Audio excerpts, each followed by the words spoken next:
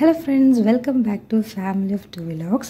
So இன்றைக்கி இந்த வீடியோவில் ஒரு பவுண்ட் தங்க நகை வாங்க எவ்வளோ ரூபா தேவைப்படும் அப்படின்றது தான் இன்றைக்கி இந்த வீடியோவில் உங்கள் கூட டீட்டெயில்டாக எக்ஸ்பிளைன் பண்ண போகிறேன். ஸோ அதுக்கு பார்த்தீங்க அப்படின்னா 2 days பிஃபோர் தாங்க ஜிஆர்டியிலேருந்து ஒரு 8 கிராம் ஆன்டிக் ஜிமிக்கு பர்ச்சேஸ் பண்ணியிருந்தேன்.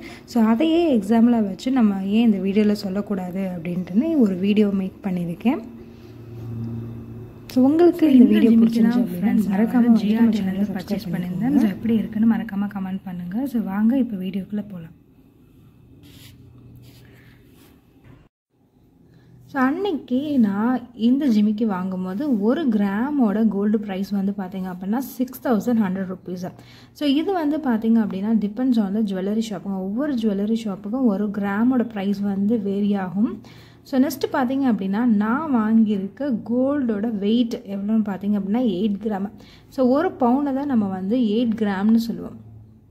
ஸோ இது வந்து பார்த்திங்க அப்படின்னா இதுக்கு செய்குலி அப்படின்ட்டு அவங்க வந்து பர்டிகுலராக எதுவும் போடலை. மேக்கிங் சார்ஜ் வந்து பார்த்திங்க அப்படின்னா 0வாக தான் இருந்துச்சு. ஸோ சேதாரம் அப்படின்னு பார்த்திங்கன்னா வேஸ்டேஜ்னு சொல்லுவாங்க. ஸோ வேஸ்டேஜ் வந்து பார்த்திங்க அப்படின்னா இது வந்து ஆன்டிக் பீஸ்னால வந்து எனக்கு வந்து 18% வந்து போட்டிருந்தாங்க. ஸோ இது வந்து நம்ம கண்டிப்பாக மஸ்ட் ஜிஎஸ்டி பே பண்ணணும் கவர்மெண்ட்டுக்கு. ஸோ அது வந்து பார்த்திங்கன்னா 3%. ஸோ இப்போ நம்ம எப்படி பார்க்க போகிறோம் அப்படின்னா, ஸோ இப்போ ஒரு பவுனோட தங்க விலை எவ்வளோ ரூபா இருக்கும் அப்படின்ட்டு தான் இந்த வீடியோவில் நான் சொல்லியிருக்கேன். ஸோ அதுக்கு வந்து பார்த்திங்க அப்படின்னா ஃபஸ்ட்டு வந்து நம்ம வந்து கோல்டு ப்ரைஸ் வந்து கண்டுபிடிக்கணுங்க. ஸோ கோல்டு ப்ரைஸ் எப்படி கண்டுபிடிக்கணும் அப்படின்னா 1 கிராம் இன்ட்டு நம்ம வந்து வெயிட், கோல்டோட வெயிட் கண்டுபிடிக்கணும்.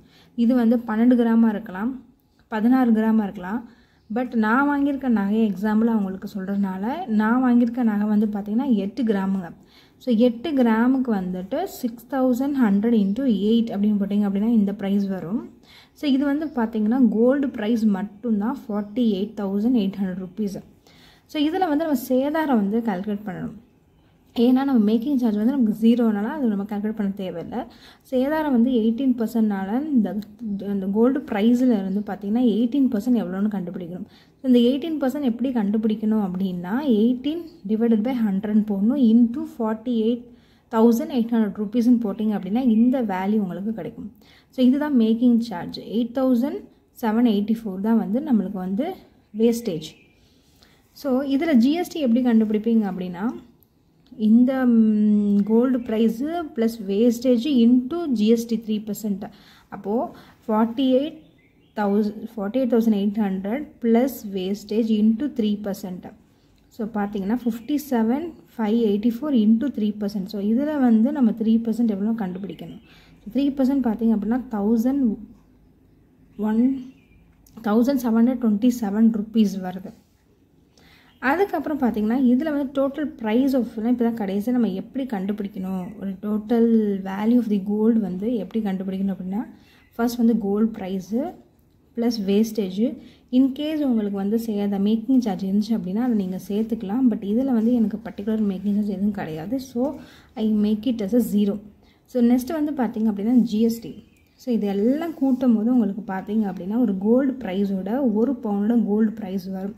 ஸோ இப்போ நீங்கள் வந்து 1 பவுண்ட் கோல்டு வாங்குறீங்க அப்படின்னா 59,312 rupees வருங்க.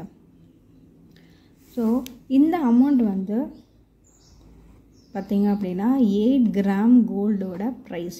ஸோ இப்போ வந்து நீங்கள் வந்து கோல்டு வாங்கணும் அப்படின்னு நீங்கள் வந்து ஏதோ அமௌண்ட் சேர்த்து வைக்கிறீங்க அப்படின்னா ஸோ இந்த அமௌண்ட்டுக்கு வந்து நீங்கள் வந்து கரெக்டாக எக்ஸாக்டாக வந்து பார்த்திங்க அப்படின்னா 1 பவுண்ட் வாங்கிடலாங்க.